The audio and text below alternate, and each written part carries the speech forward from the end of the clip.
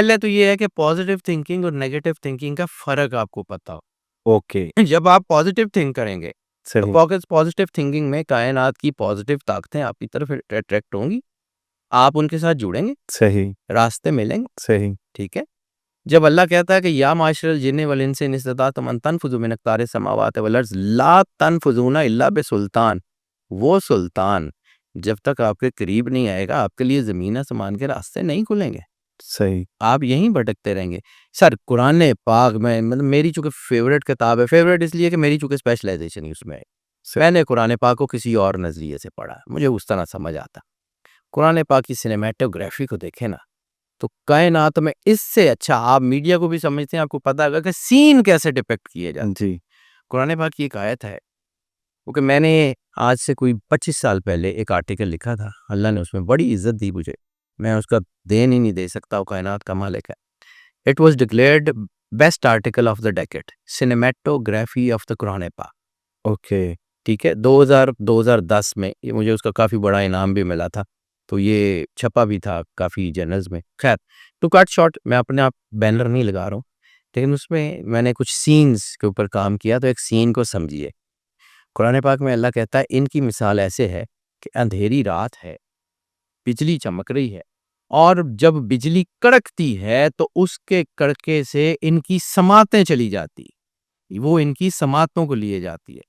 لیکن جب بجلی کی چمک ہوتی ہے تو اس کی چمک میں یہ چند قدم آگے بڑھتے ہیں اور پھر چھوڑ دیے جاتے ہیں اندھیروں میں بھٹکنے. صحیح یہ ہے connection between man and the God.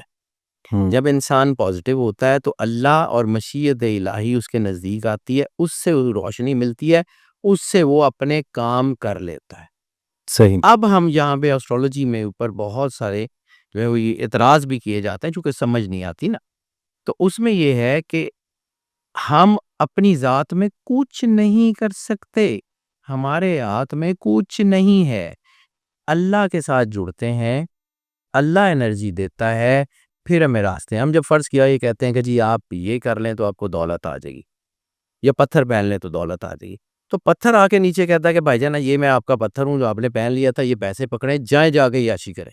نو, پتھر کیا کرتا ہے کہ آپ کے برین اینڈ ہارٹ نیورون سے انٹریکٹ کرتا ہے, آپ کی انرجی کو جو ہے وہ بہتر کرتا ہے, آپ اچھے فیصلے کرتے ہیں, آپ کا ویژن بہتر ہو جاتا ہے, آپ اچھے پیسے کما لیتے ہیں. اسی طرح اللہ نے ہر ایک چیز کے لیے وسیلہ رکھا ہوا ہے, سوچ وسیلہ ہے.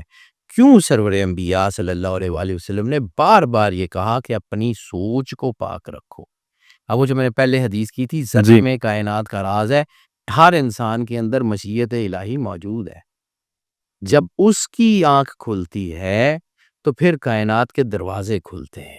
جیسے میں نے کہا تھا 7 اسپرٹس کی بات کی تھی پچھلی پوڈ کاسٹ میں, تو 7 اسپرٹس کا تعلق 7 ہیون سے ہے. یہ جو مخلوقات ہیں اور تمہارے سینے میں ہم نے اپنا راز رکھ کے بھیجا وہ یہ ہے, اور ہم تمہیں دکھائیں گے اپنی خاص نشانیاں کھلے آسمان پہ اور خود تمہارے سینوں میں, یہاں تک کہ تم کہہ اٹھو گے انہم الحق, یہی حق ہے. تو وہ جو حق کا راستہ ہے نا وہ آپ کے اندر رکھا ہوا ہے, آپ نے اندر سے سفر کرنا ہے. زندگی اور موت کا راز بھی آپ کے اندر ہے. اندر کے سسٹم کے چلنے کا نام زندگی ہے, اندر کے سسٹم کے مرنے کا بند ہونے کا نام موت ہے.